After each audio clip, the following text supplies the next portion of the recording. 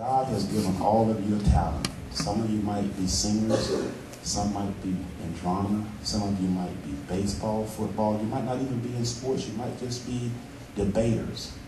But I challenge you to this day, find your talent and hone in on that talent, because your life is going to go by so fast. I stand here today 60 years of age, and I don't know how I got to this point in my life. And I remember with my little cousin, Harvey, he always admired me, and he was a little guy at the time, and when I came home from being cut from the Denver Broncos, I looked in his eyes and he was so disappointed. He said, "Larry, what happened?" And I told him, I said, "Harvey, sometimes politics. Sometimes not all what you know, it's who you know." And that's what you got to prepare yourselves for in life, young people. You got to prepare yourself for the best, but always know that you need to have yourself a backup plan in life. And here I'm going to give you some statistics. Along with serving as the state representative in the Florida House of Representatives, District 84, this district, I also own a couple businesses, and one of the businesses that I own is a State Farm Insurance Agency. And insurance statistics indicate, and listen to this very carefully, I'm going to repeat it to make sure you get it. Insurance statistics indicate that if you take 100 people who start work at age 25 and track their lives till age 65, where do you think those people would be? And the results are, 1 would be rich, 4 would be well-to-do, 5 would still be working, 36 would be dead, and 54 would be living on welfare or some form of government support. And that is why it's so important that you, at this point in your life, strive to get on top in life, because it's the bottom that's overcrowded. And if you're not on the way, you're in the way. And that's what you have to tell your friends. You set yourself a goal, and when people try to get you to go to the right or to the left, you say, "No, I'm on my way, and I'm going to have to get you out of my way.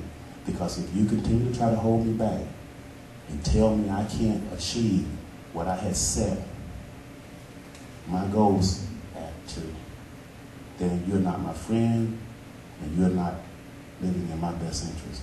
And sometimes you have to let people go. Make sure that you remember those statistics. 1 will be rich, 4 will be well-to-do, 5 will still be working, 36 will be dead, 54 will be living on welfare, some form of government support. Now the 5 that will still be working, when I get 65, 5 years from now, I'll probably still be working. But I want to work by choice or because I love what I'm doing. And now is the time for you to set those goals. 2 weeks ago, I was up in the Florida House of Representatives. We had this young guy, and you might want to Google him. His name is John Hope Bryant, Bryant. He's going to be starting a program, and some of you might be able to get into it. It's a young entrepreneurs program. How many of you have seen this movie Shark Tank? Well, what Shark Tank is, for those that you don't know, these people come up with a business idea, and they go before these guys who are millionaires and billionaires, and they pitch their idea. They have the idea, but they don't have the financial backing. So they're trying to convince these people to invest in their product or their idea. Well, John Hope Bryant, to give young people an opportunity, he's creating something like Shark Tank for students, for teenagers. If you got something that you feel is a really good idea, you're going to be hearing more about it, because we're going to try to bring that to St. Lucie County. But he's all over the country right now. Wells Fargo Bank and some other major corporations are helping to fund this project. But today I'm here to try to tell you about my journey, because had anyone told me growing up, the child of a farm worker, my mother had gone to the 9th grade, my father the 3rd grade. If anyone had told me that I would be serving in the Florida House of Representatives, I would say no. If anyone would have told me that I would own 5 different companies, I would say no way. But in America, the greatest country in the world, I would live no other place, no matter what you read in the newspaper, see on television, hear on the radio, or see on the internet. This is the greatest country in the world. You can start with nothing, and the sky can be the limit. All you got to do is believe in yourself. A bumblebee defies the laws of aerodynamics. His body is so big, and his wings are so tiny, he is not supposed to become airborne. But you know what? That bumblebee flies. He flies because he believes. And that's what you need to do.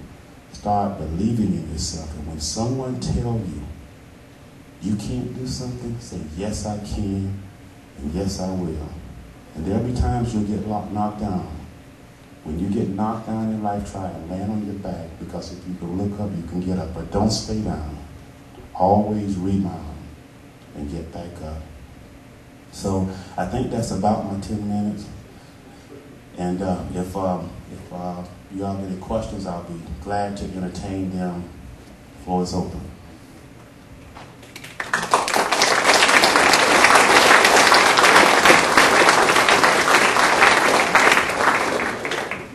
Good morning. My name is Anna Podesta. And my question is, do you believe that the rapid evolution of technology has benefited students' lives regarding education, or has it impaired it instead? Thank you, Anna, for that question. It has definitely benefited. You all are living at an exciting time. And when I was your age, I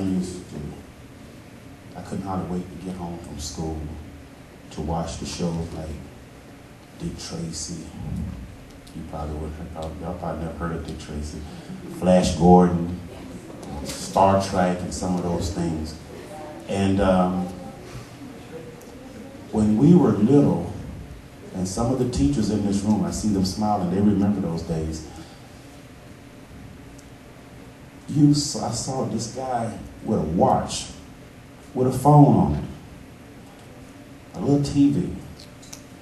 You saw the Star Trek, they flip out a little phone to say, beam me up, Scotty.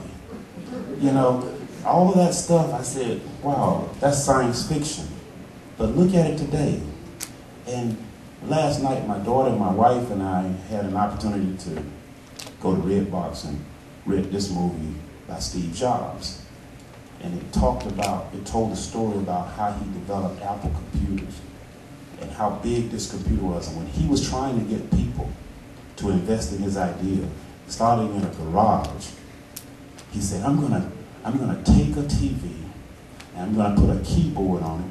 We're gonna make that thing a computer. Everybody thought he was crazy. But look at what we have right now. We hold a computer in the palm of our hand, and the best is yet to come. 50 years from now, some amazing things are gonna be happening with technology. And some of you are gonna be a part of it. Some of you right out there might be the next inventor of something great, or discover some cure of some major disease. So technology, we're only at the tip of the iceberg, and the future looks bright. And I would say, I was telling a friend the other day, I said, I wonder what would happen if you had someone that went to prison, say 50 years ago, and they were released today. Let's say they went to prison when they were 20 years of age, and they spent 50 years in prison and came out today. It would be hard for them to function in today's society. They would get in a car and say, where's the key? You know, you got this little button you push. They would say, how do you crank this thing up? You know, you need a key.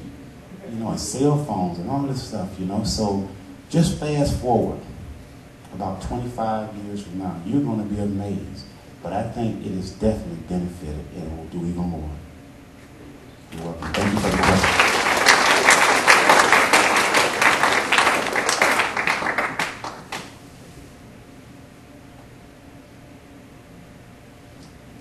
Hi, my name is Taylor Huggins, and my question is, what is your opinion of Common Core standards, and do you agree with it? Is it Tara?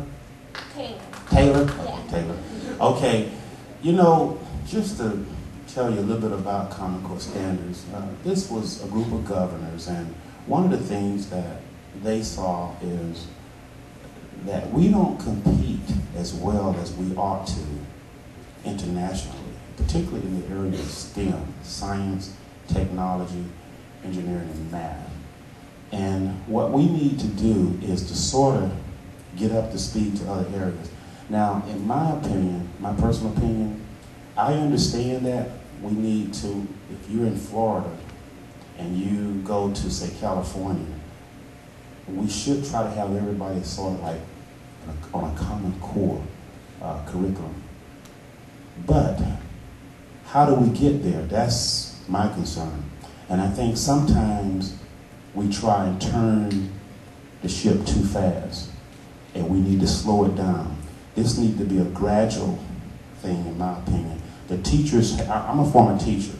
I taught school 3 years after I was released by the Broncos in Georgia, and I taught 1 year here in Fort Pierce, and I was a counselor at Mineral State College after that. People have no idea in the public what teachers are faced with. And there's so much that they got to do. And FCAT, I'm glad that we're getting rid of it, because what that did, in my opinion, again, is basically teaching young people like yourself how to take a test and how to pass a test. But I think we need to get away from that, get back into teaching again. But I think our standards need to be raised, but I think it should be on a gradual state. Okay? Thank you.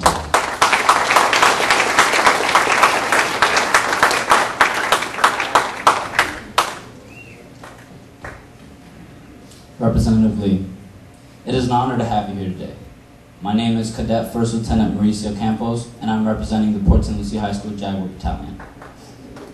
Mr. Lee, I would like to ask you, where do you stand on the idea of teaching adolescents sex education? Lieutenant Campo, first of all, I admire you and the career choice that you're taking.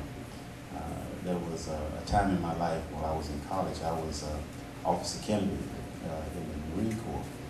And we of course, when I was signed by the Broncos, they released me, they gave me an honorable discharge out of the program to go to pro. Great career choice, I think. And I would say this before I answer that question. Any of you out there, young men and women who are sort of undecided as to where you want to go after you graduate from high school, that's a great choice. Because if you get in one of the armed services, be it the Army, Navy, Air Force, Marine, whatever you do, if you get there, you get a chance to see the world, and you get an education, and you get lifetime health benefits when you retire. So great career choice. And back to your question, I think sex education is very important. Right now we have so many issues that you as young people, choices you have to make. And a lot of times you're making these choices without proper and correct information. Some people are learning about it the hard way. I think young girls need to be aware of the things that can happen to them in terms of early pregnancy. You have STDs that need to be the choices. We just need to make sure that we do it at the right age. At what age, I'm not sure what age it should start, but I think that it should be a part of the curriculum, because if you don't teach it here, the child or the young person is going to hear it out in the street, and sometimes from unreliable sources. So it's best to get properly educated. Thank you.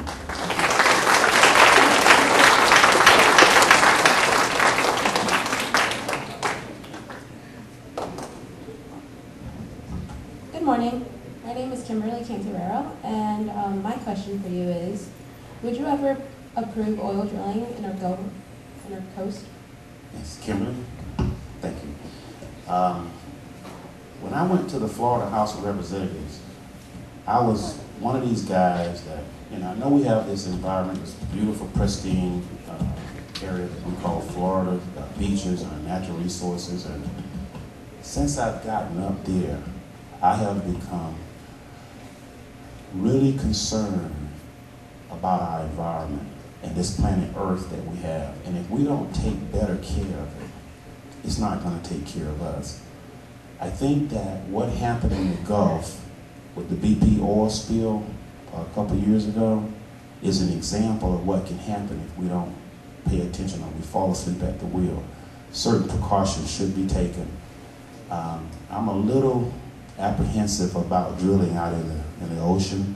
I think there are places on land that we have not totally explored. I think that there are some other areas in terms of alternative energies that we need to be focusing on. For instance, we have wind, we have solar, and believe it or not, there's some projects going on right now at Florida Atlantic University with ocean currents where they're putting these big turbines underwater and using the currents under the ocean to generate electricity. And cars now, you know, we're having electric cars.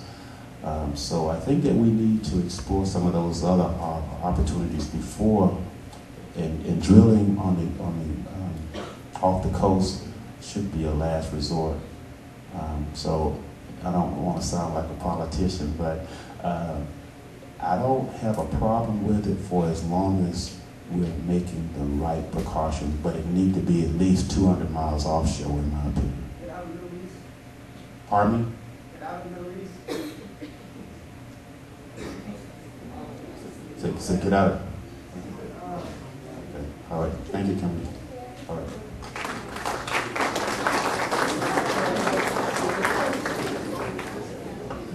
Hi, my name is Jeremy Gilliland, and my question for you today is, what do you think should be done to decrease crime regarding firearms, and what, in your opinion, is the stand your ground law in Florida? Okay. Interesting question. We tried, the members of the Democratic caucus last year, we tried our best to get, after the Trayvon Martin shooting, we tried to get that bill readdressed. And I understand that if I approach you with a knife or a gun and I'm threatening your life, you should have a right to defend me. And if I end up getting shot in the process, that's the law, and you're protected under it. The problem that I have with the stand your ground law is this.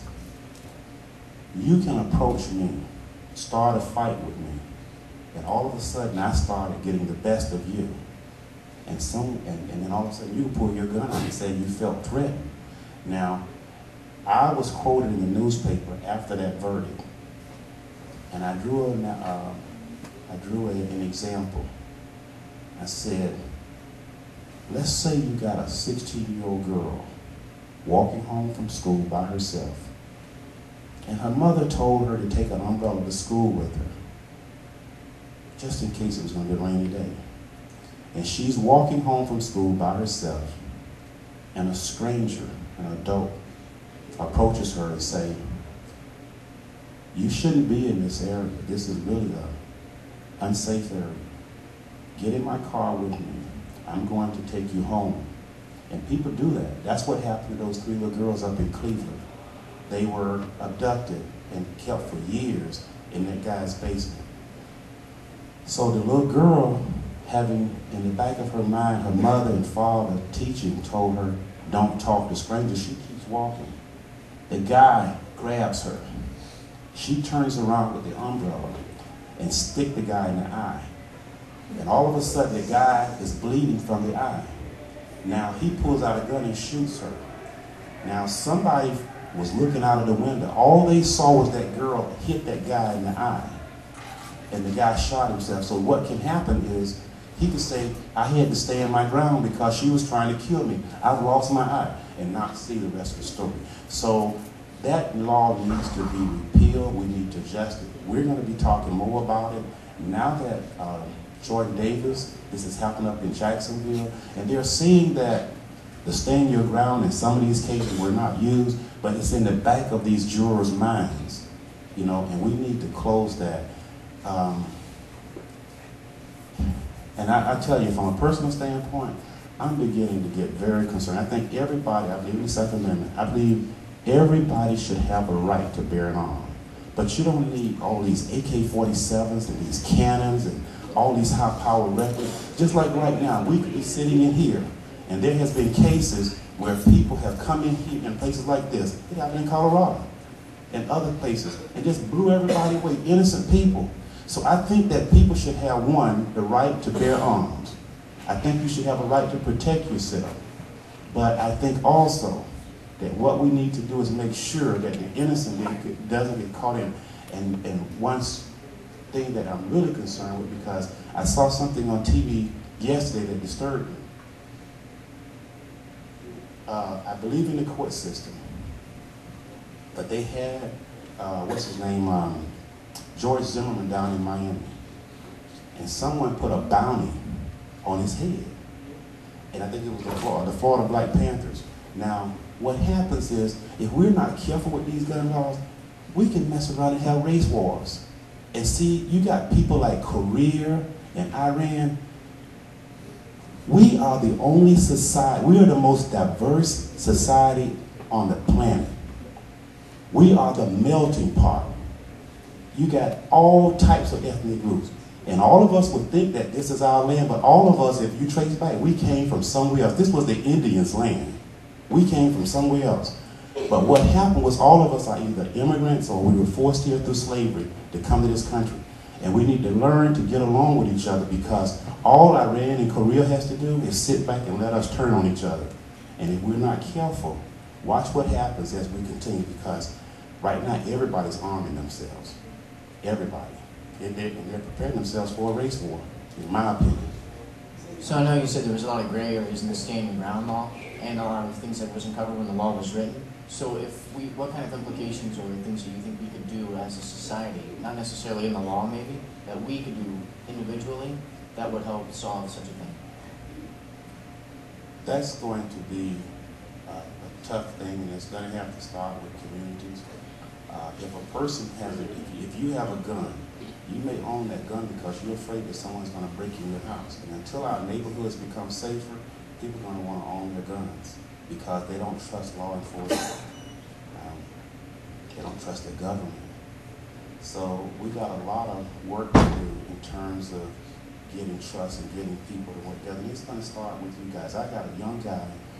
He's in the 10th grade. He came to me yesterday. I had a meeting with him. He and his father. They're starting a little group, and it's called Youth. And this guy, I'm so proud of him. He's just in the 10th grade. But he came up with this acronym, YOUTH. And I said, what does that mean? He said, Youth Organized, United to Help. And I said, help what? He said, help bring our country back together.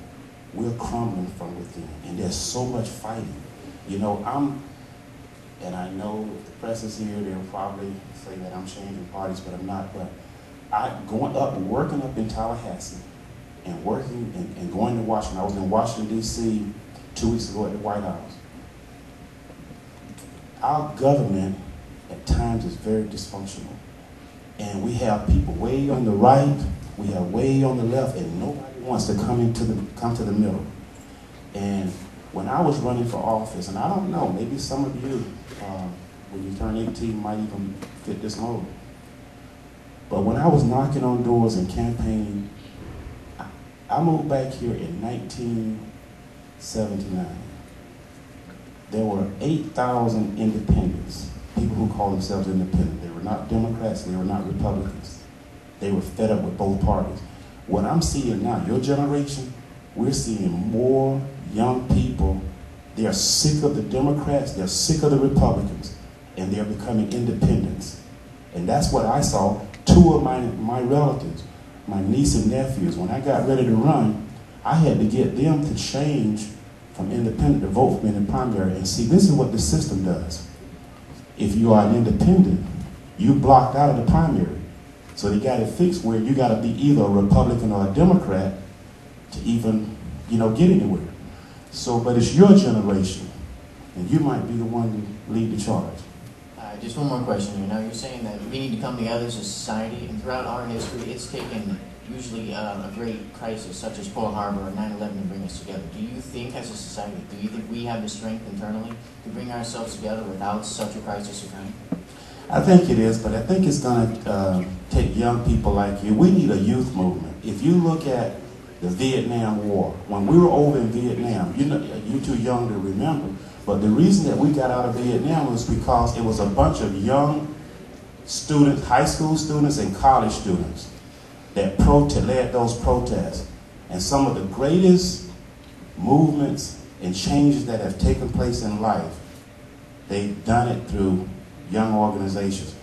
But I would challenge all of you in here today to try to find ways to pull everybody together. Now, everybody's not going to like it. You got some people that's way over on the right, they're not going to budge.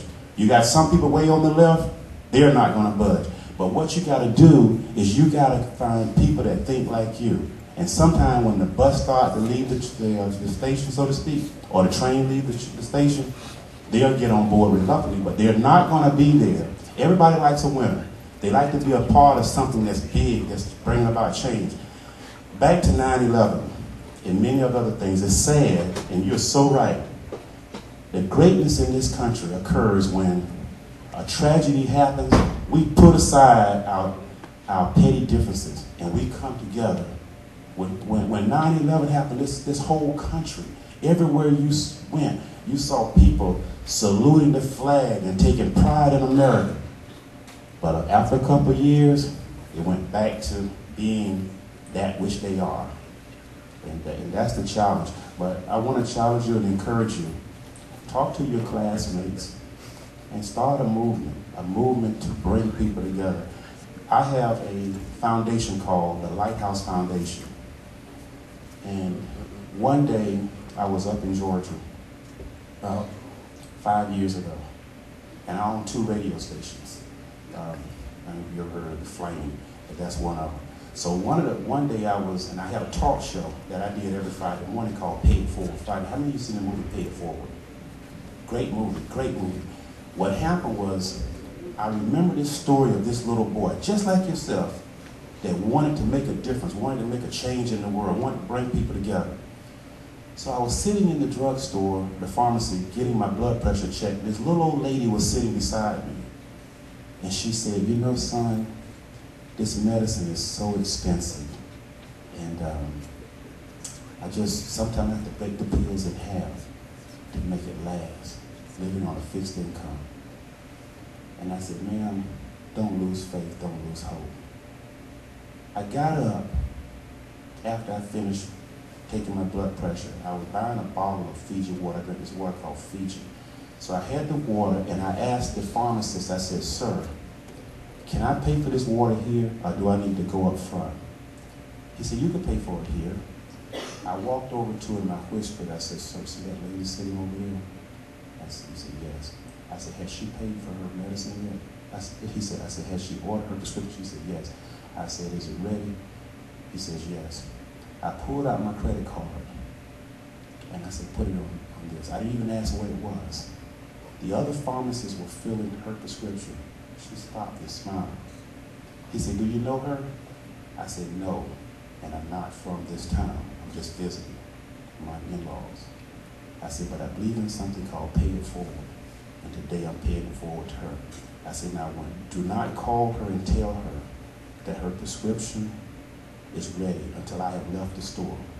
Tell her that it's ready, and God sent an angel her way today. Now, that lady would never see me again, but if she's been praying, in her mind, God answered my prayer.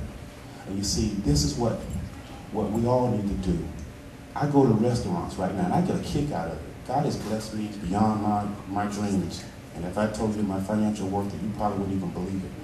But what happened is, I go to Cracker Barrel restaurant a lot, and I like to sit by the window. And me and this friend of mine, we were eating one day, and this waitress came by, and we were talking. She was so bubbly, and I said, you know,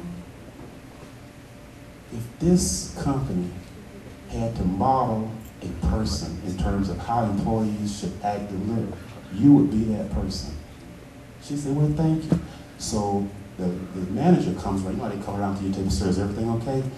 I said, yes. I said, but I want to tell you something about Kim, your waitress. He said, something wrong? I said, no. This lady is remarkable. I watched her not only with my table, but other tables. You all need to use her as a model in terms of how to hire waiters and waitresses. Not knowing that the district manager of all the Cracker Barrel restaurants was in that store that day, That lady came back to me and said, "Sir, I don't know who you are, but I just want to say thank you." She said the district manager and the manager was telling me about how you and your friend complimented my work and my service. Thank you so much.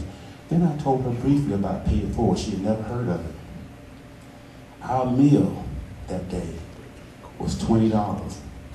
I waited until she got really busy, and I left a $20 tip on the table, which is what we paid for our meal. When we walked out the door, she ran out the store, hollered up, "Pay it forward." You know, that's my joy in life. I got a ton of things I could be doing this morning. I was telling my cousin when I was coming here. I would not be where I am today if people didn't help me. And you know, when I told you those statistics, 1 would be rich, and unfortunately, 4 would be well-to-do. Some of you are going to fit that mold. That 54 living on welfare, some of you right out there is going in this year, coming out of that year, you're not even hearing what I'm saying. You're probably going to be in that 54%. But that's your choice. It's your choice. But thank you. All right, thank you.